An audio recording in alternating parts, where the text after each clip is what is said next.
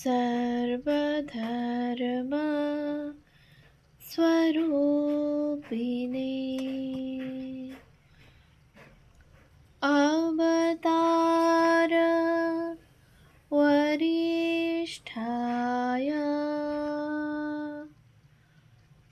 रामकृष्णाय ते नमः।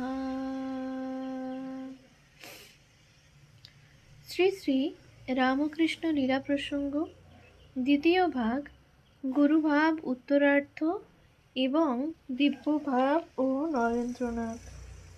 পূজনীয় স্বামী শারদানন্দজি মহারাজের রচনা। পৃষ্ঠা সংখ্যা 110, পঞ্চম অধ্যায়, ভক্ত সঙ্গে শ্রী রামকৃষ্ণ, 1885 খ্রিস্টাব্দের নবযাত্রা। ক্ষিপ্রং ভবতি ধর্মাত্মা শাশ্বত শান্তিং নিগচ্ছতি কৌন্তেয় প্রতিজানিহি ন মে ভক্ত প্রণশ্যতি। গীতা 9:31। দিব্য ভাব মুখে অবস্থিত শ্রী রামকৃষ্ণদেবের অদ্ভুত চরিত্র কিঞ্চিৎ মাত্র বুঝিতে হইলে ভক্ত সঙ্গে তাহাকে দেখিতে হইবে। কি রূপে কত ভাবে ঠাকুর তাহার নানা প্রকৃতির ভক্তবৃন্দের সহিত প্রতিদিন উঠা বসা, কথাবার্তা, হাসি তামাশা, ভাব ও সমাধিতে থাকিতেন, তাহা শুনিতে ও তলাইয়া বুঝিতে হইবে। তবেই তাহার ওই ভাবের লীলা একটু আধটু বুঝিতে পারা যাইবে। অতএব ভক্তগণকে লইয়া ঠাকুরের ঐরূপ কয়েকদিনের লীলা কথাই আমরা এখন পাঠককে উপহার দিব। ঠাকুরে দেব ও মানব উভয় ভাবের সম্মিলন। আমরা যতদূর দেখিয়াছি, এ আলোক সামান্য মহাপুরুষের অতি সামান্য চেষ্টা দিয়েও উদ্দেশ্যবিহীন বা অর্থশূন্য ছিল না। এমন অপূর্ব দেব ও মানব ভাবের একত্র সম্মিলন আর কোথাও দেখা দুর্লভ। অন্তত পৃথিবীর নানা স্থানে এই 25 বৎসর ধরিয়া ঘুরিয়া আমাদের চক্ষে আর একটিও পড়ে নাই। কথায় বলে, দাঁত থাকতে দাঁতের মর্যাদা বোঝে না। ঠাকুরের সম্বন্ধে আমাদের অনেকের ভাগ্যে তাহাই হইয়াছে। গলার অসুখের চিকিৎসা করাইবার জন্য ভক্তেরা যখন ঠাকুরকে কিছুদিন কলিকাতায় শ্যামপুকুরে আনিয়া রাখেন, তখন শ্রীযুত বিজয়কৃষ্ণ গোস্বামী একদিন তাহাকে দর্শন করিতে আসিয়া আমাদিগকে নিম্নলিখিত কথাগুলি বলেন। শ্রীযুত বিজয়কৃষ্ণ গোস্বামীর দর্শন। শ্রীযুত বিজয় ইহার কিছুদিন পূর্বে ঢাকায় অবস্থানকালে একদিন নিজের ঘরে খিল দিয়া বসিয়া চিন্তা করিতে করিতে শ্রী রামকৃষ্ণদেবের সাক্ষাৎ দর্শন পান এবং উহা আপনার মাথার খেয়াল কিনা জানিবার জন্য সম্মুখাবস্থিত দৃষ্ট মূর্তির শরীর ও অঙ্গ প্রত্যঙ্গাদি বহুক্ষণ ধরিয়া স্বহস্তে টিপিয়া টিপিয়া দেখিয়া যাচাইয়া লন। সে কথাও ওই দিন ঠাকুরের ও আমাদের সম্মুখে তিনি মুক্ত কণ্ঠে বলেন। শ্রীযুত বিজয়: দেশ বিদেশ পাহাড় পর্বত ঘুরে ফিরে অনেক সাধু মহাত্মা দেখিলাম, কিন্তু ঠাকুরকে দেখাইয়া এমনটি আর কোথাও দেখলাম না।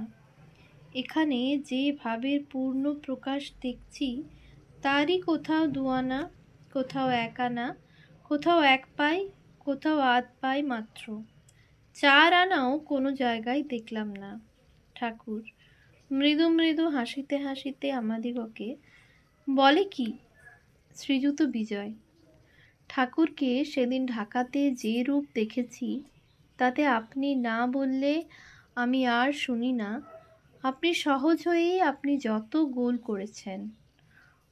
শ্রীযুত বিজয়: ঠাকুরকে সেদিন ঢাকাতে যেরূপ দেখেছি, তাতে আপনি না বললে আমি আর শুনি না।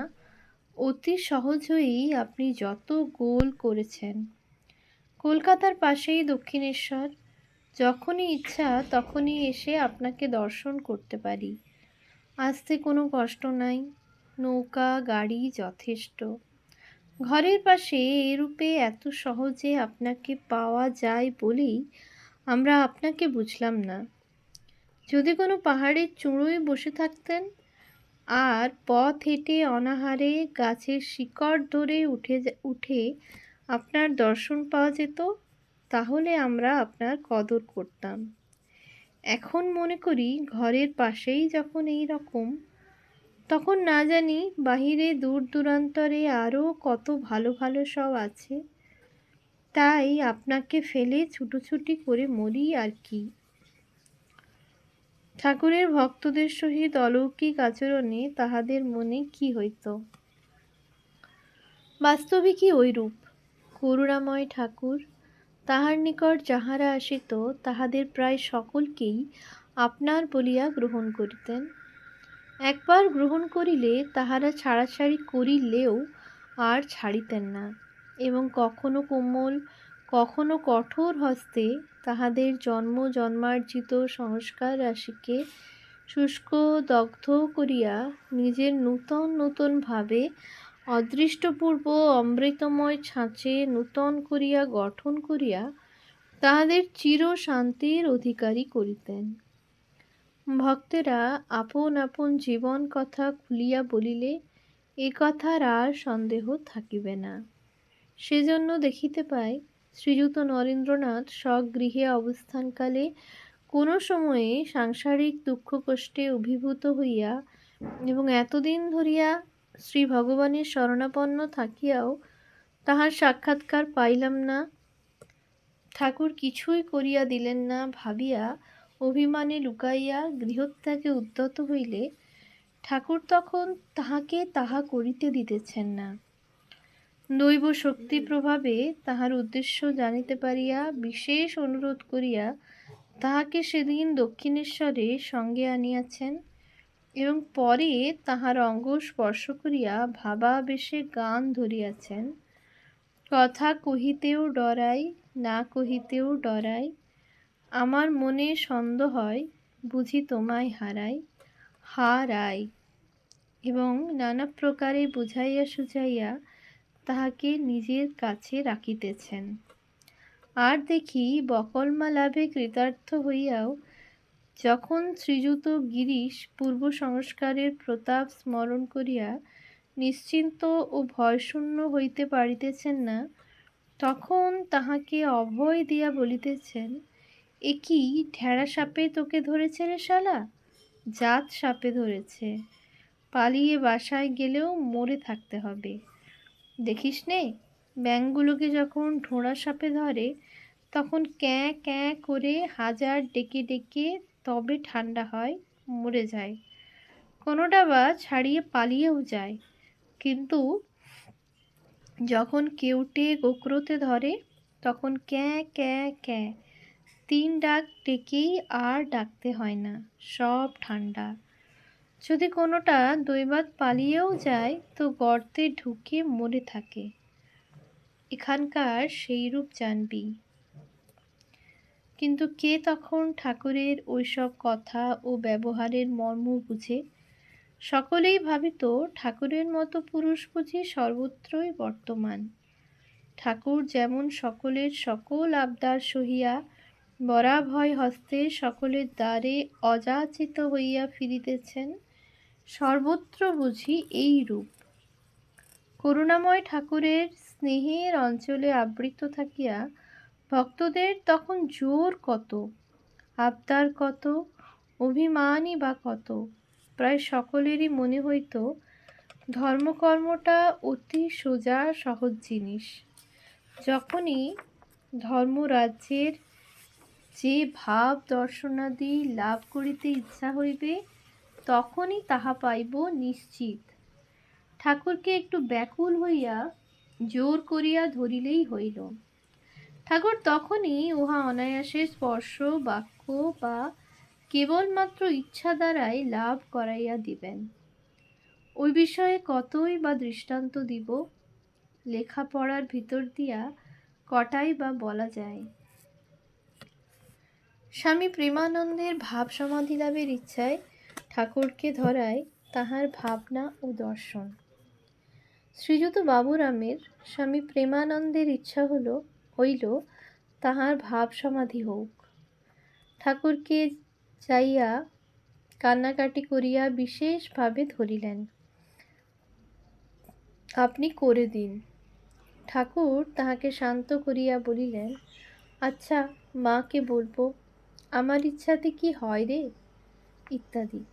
কিন্তু ঠাকুরের সে কথা কে শোনে? বাবুরামের ওই এক কথা, আপনি করে দিন।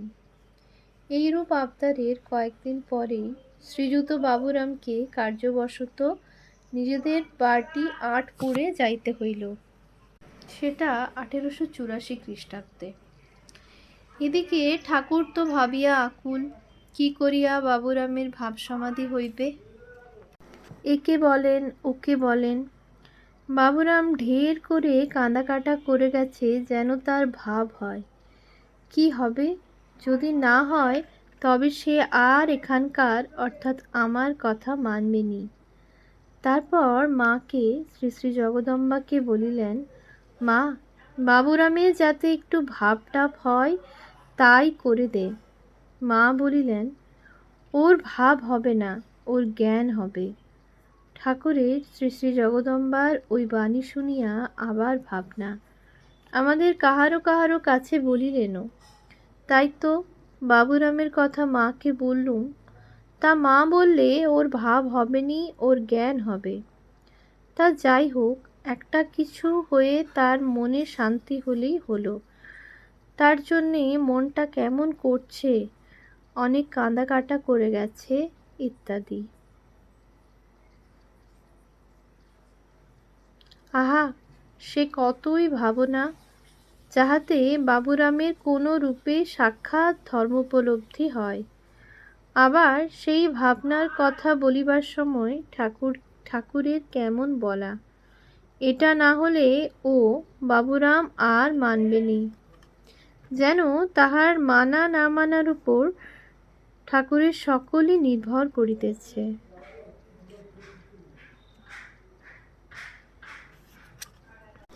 ঠাকুরের ভক্তদের সম্বন্ধে এত ভাবনা কেন, তাহা বুঝাইয়া দেওয়া, হাজরা ঠাকুরকে ভাবিতে বারণ করায় তাহার দর্শন ও উত্তর। আবার কখনো কখনো বলা হইত, আচ্ছা বলো দেখি, এই সব এদের বালক ভক্তদিগকে লক্ষ্য করিয়া জন্য এত ভাবি কেন? এর কি হলো, ওর কি হলো না, এত সব ভাবনা হয় কেন? এরা তো সব স্কুল বয়, কিছুই নেই। এক পয়সার বাতাসা দিয়ে যে আমার খবরটা নেবে সে শক্তি নেই, তবু এদের জন্য এত ভাবনা কেন? কেউ যদি দুদিন না এসেছে তো অমনি তার জন্য প্রাণ আঁচড় পাঁচড় করে, তার খবরটা জানতে ইচ্ছা হয়। এ কেন? জিজ্ঞাসিত বালক হয়তো বলিল, তা কি জানি মশাই কেন হয়, তবে তাদের মঙ্গলের জন্যই হয়।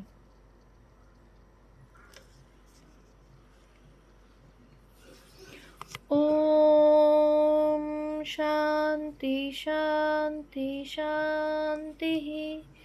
হরি ওম তৎসৎ। শ্রীরামকৃষ্ণার্পণমস্তু।